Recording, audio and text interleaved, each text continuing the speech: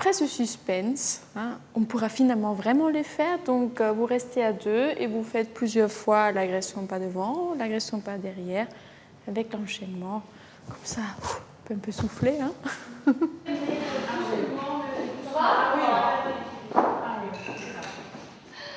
Le but, c'était dès le départ de, évidemment, organiser des cours d'autodéfense et rendre ça accessible à plus de femmes qu'avant. Et de l'autre côté aussi, lutter contre cette image caricaturale de l'autodéfense pour femmes, comme c'est les mégères qui deviennent comme les hommes et qui apprennent à faire des trucs que tu vois qu'à la télé, de jeter quelqu'un en l'air, faire un nœud dedans. Et casser un genou, c'est pas aussi difficile qu'on le pense. Donc voilà, le but n'est pas de casser un genou, le but c'est de se mettre soi en sécurité. Et s'il le faut, eh ben, on peut essayer de se défendre aussi physiquement, mais en faisant attention que ça reste proportionné. Hein. Il ne s'agit pas de casser la main de quelqu'un parce qu'il a mis sa main sur le genou, par exemple. Parce qu'on a fort cette idée-là de dire, voilà, on y va, on sait comment casser, on casse. Ce n'est pas du tout ça le but. Le but, c'est de rester proportionné. Et le but, surtout, c'est d'éviter que les choses ne dérapent.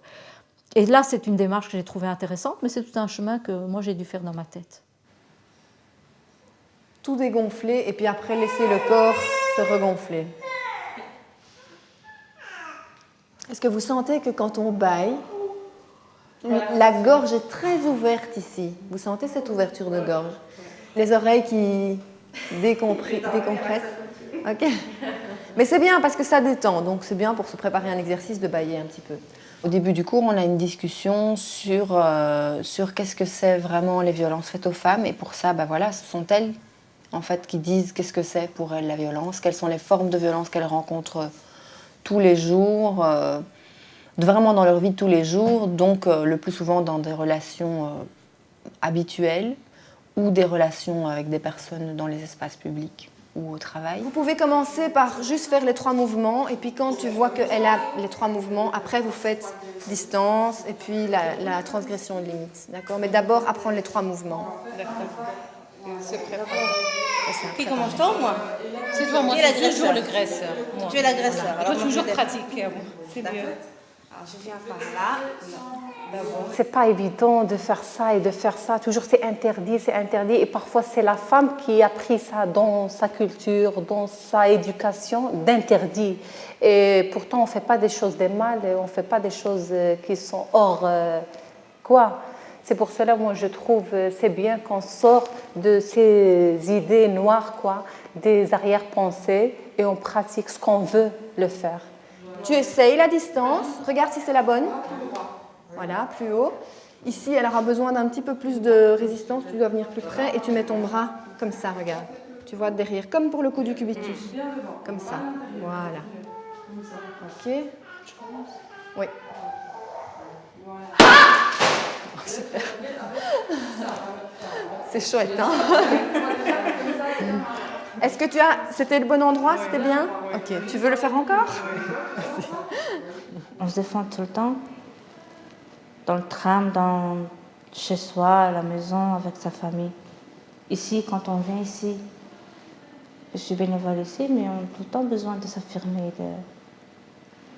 de se défendre. Vous êtes dans le métro, vous êtes assise, et que quelqu'un se met trop près. Enfin, ou quelque ailleurs, et d'apprendre à dire stop. Quand on voit que la personne... C'est sûrement qu'à Garance, ils vont dire que je n'ai pas compris, mais moi, je l'ai ressenti comme ça. Apprendre à se dire, mais il se met vraiment trop près de moi, ou même une dame, ou quoi. Si on ne peut pas faire autrement, on s'en va. Mais pourquoi, s'il y a tout un banc comme ça, et puis qui vient juste à côté, on peut dire, on peut faire stop. Et la personne se demande quoi. Puis je dis, finalement, on doit respecter notre territoire. Avant, je donnais que des cours d'autodéfense, c'est-à-dire un mélange entre défense verbale, défense mentale et défense physique. Et c'est à ce moment-là qu'en Belgique, on a beaucoup commencé à parler du harcèlement moral au travail. Et donc, il y avait beaucoup de demandes de femmes qui voulaient apprendre à se défendre verbalement et mentalement sans la partie physique. Et donc, sur base de cette demande, on a créé ce qu'on appelle aujourd'hui la défense verbale. Donc, c'est des formations comme une formation d'autodéfense, sans les coups et les clés, tout ça, et avec beaucoup plus d'analyse et d'outils verbaux pour mieux savoir s'en sortir des situations aussi plus compliquées peut-être, parce qu'il y a toute une emprise, tout un enjeu, si c'est au sein de la famille ou au travail. Ce qui est intéressant chez Garance, c'est que c'est ce qu'on appelle la self-défense primaire, donc avant même qu'on en arrive à la violence. Et donc, c'est apprendre à connaître ses limites, à les poser, à les dire, à répondre quand on est attaqué ou quand il y a des insinuations et pouvoir un peu voir quelles sont les différentes réponses à donner en fonction des différentes situations.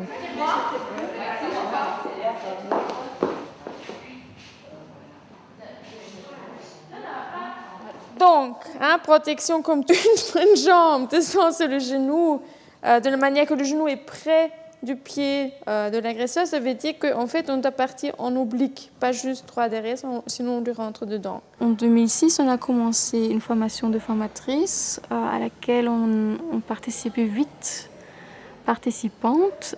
Ce qui était intéressant dans cette formation-là, c'était que la grande plupart des participantes travaillaient en fait pour des maisons d'accueil, pour des femmes en difficulté en général ou aussi spécifiquement pour des femmes victimes de violences conjugales.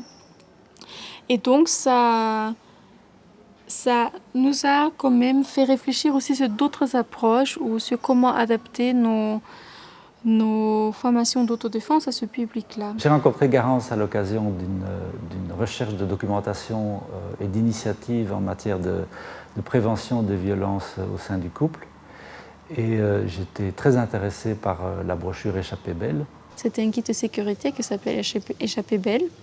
Et donc là, on voyait clairement que le but, c'était pas du tout d'apprendre 3 prises, 5 mouvements et puis gare aux méchants agresseurs parce qu'ils vont en démordre. Mais que c'était justement avoir plus de confiance en soi, savoir évaluer plus réalistement des situations, savoir prévenir des situations d'agression physique.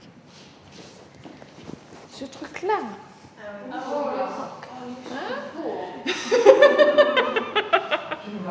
Je choisis un bras avec lequel je vais venir je vais venir au-dessus des bras de mon agresseur en faisant une rotation. Je travaille dans un refuge pour femmes battues à la Louvière. Et donc, dans un premier temps, c'est mon boulot qui m'a demandé de me former par rapport à l'autodéfense pour pouvoir offrir cette formation aux dames hébergées. Dans un premier temps, parce qu'il nous semble que ça fait partie aussi du parcours de la dame, de se reconstruire et donc, dans sa reconstruction, donc de reprendre du pouvoir sur sa vie, de reprendre confiance en elle. L'autodéfense répond à tout ça en même temps. C'est vrai que Garance vient amener des outils et des clés qui sont vraiment des leviers pour que la personne puisse rebondir et puisse aussi apprendre ce dont elle est capable. Moi, quand je leur explique, ce n'est pas seulement dans une optique de se défendre contre lui, c'est aussi voir que j'ai de la force, voir les stratégies que je peux utiliser, voir aussi poser mes limites au niveau verbal, parce que ce sont des dames qui ont tellement été humiliées, rabaissées, etc., que poser des limites ou bien s'affirmer, c'est quelque chose qu'elles n'arrivent plus à faire ou qu'on ne leur a pas permis de faire. Quand on parle d'agression, on pense toujours à une attaque physique, mais c'est vrai que, hélas, on peut être attaqué tout à fait moralement aussi. Comme vous pouvez, donc n'allez pas plus bas que ce que vous pouvez, vous essayez de vous abaisser un petit peu comme ça, donc jusqu'où vous pouvez. Et on fait un petit son. Un petit son. Et puis on va vers le centre, toutes ensemble, et normalement il y a quelque chose qui devrait se passer. Allez. Une deuxième nouveauté, c'était notre travail avec les femmes 55+, donc les femmes à partir de 55 ans. Parce qu'on avait constaté déjà avant que dans nos stages pour le grand public, bien qu'on dit haut et fort et partout, sur tous les dépliants, etc., qu'il ne faut pas être sportif et que c'est accessible pour tout le monde. C'est quand même à partir de cet âge-là qu'il y a très peu de femmes qui viennent et qui participent. C'est pas hein, c'est plus fort. Et essayez de garder, d'aller chercher dans le registre grave de votre voix. Hein? Un cri, il est plus pris au sérieux quand il est dans les graves. Lâche-moi, hein? Et je dis lâche-moi. Vous voyez, c'est pas tout à fait le même effet. On sait rarement quoi faire dans des circonstances difficiles et venir suivre quelques séances qui vous expliquent et vous démontrent la manière dont vous pouvez éviter soit des agressions, soit des situations très gênantes et à la limite de vous défendre. On peut, avec une force physique qui n'est pas énorme, quand même contrer certaines attaques. Donc certains gestes qui peuvent faire mal. Ça, je n'imaginais pas réagir de cette façon-là, plutôt par la fuite que par des actes plus physiques, disons. Ce qui m'a le plus marqué, c'est en fait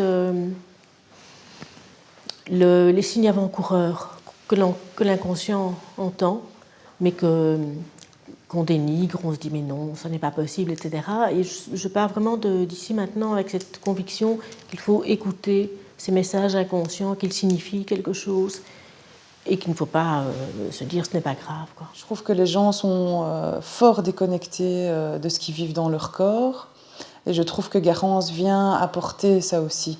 Donc il vient reconnecter la personne avec ce qu'elle ressent par des jeux de rôle, par des outils. Et c'est vrai qu'à ce moment-là, on se rend compte qu'en fait, notre corps nous indique beaucoup de choses si on est à son écoute.